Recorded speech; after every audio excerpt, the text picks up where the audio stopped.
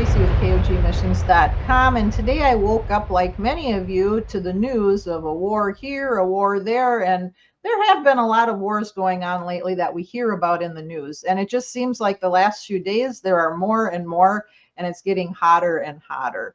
Unfortunately, a lot of people, they either fear or they think, oh, this must be the end. But we need to remember Jesus's words to us when the disciples asked him, what is the sign that you'll be coming? And Jesus started out by telling him, don't be deceived. And he went on to tell them that you are going to hear of wars and rumors of wars in Matthew 24. But he said that that is not the sign. Those wars are not the sign that he is coming. He says there's been wars, there's going to be wars, there's going to be more wars, but they are the birth pains. So if you are a woman who's ever been in labor, you know that the birth pains start out weak and further apart. And as it gets closer to the time of delivery of the baby, they get closer together and more painful. And so that's what we're seeing in the world today.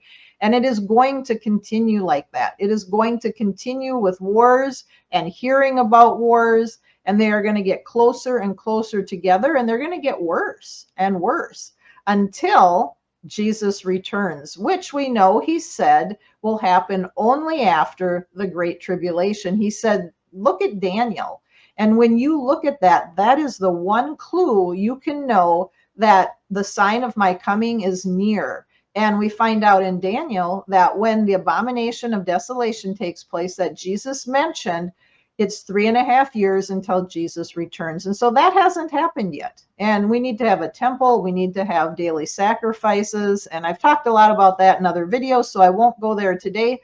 But the main point today that I wanted to talk about is wars and rumors of wars, because it seems like that's what we're hearing. I just felt overwhelmed this morning hearing about all those wars. I know we have brothers and sisters around the world who are dealing with that like firsthand, experience daily life with drones and rockets exploding by them.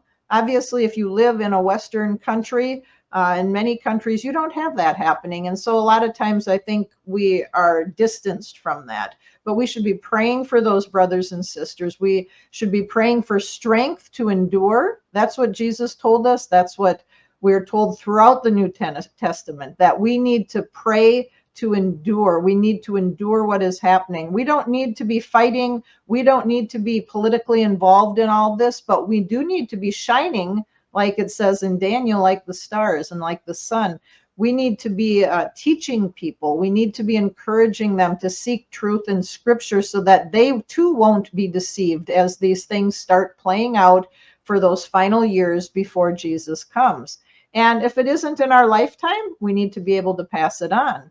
So I encourage you to look at Scripture and to prophecy for what it says, and don't add things in, and don't try to look at the news and put prophecy into that and say, oh, that must be this prophecy. As we see things unfold, as it says in the Bible, I think we will know that. But we need to know what is written so that we will know. So, dear friends, do not be fearful about the wars and rumors of wars. We know that we have hope. We have the hope of resurrection. And if we would die, we will be resurrected when Jesus comes. Death is not the final blow to us.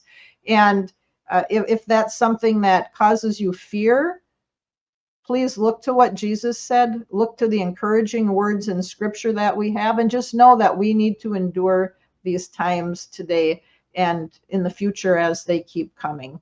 And so I encourage you to not be deceived and not be so focused on all that. Be focused on what Jesus told you to do. He told you to be sharing the good news of the coming kingdom where Jesus will rule over all the nations, where there will be no more war. It says they will not train for war. There's not going to be weapons during that time. And that is the day that I look forward to. And so we need to be sharing that hope with people, especially those who are afraid of what's going on. And we need to be focused on teaching people everything that Jesus said. He told us to do that. That was the Great Commission. Go tell people about what I said and teach them to obey everything I said. And so we love our enemies today as we can. And we look forward to that hope when he comes and there is no more fighting and war and killing. And we share that with other people as we can so that they too can have that hope and they too can endure these days. So God bless, and keep your focus on the words of Jesus.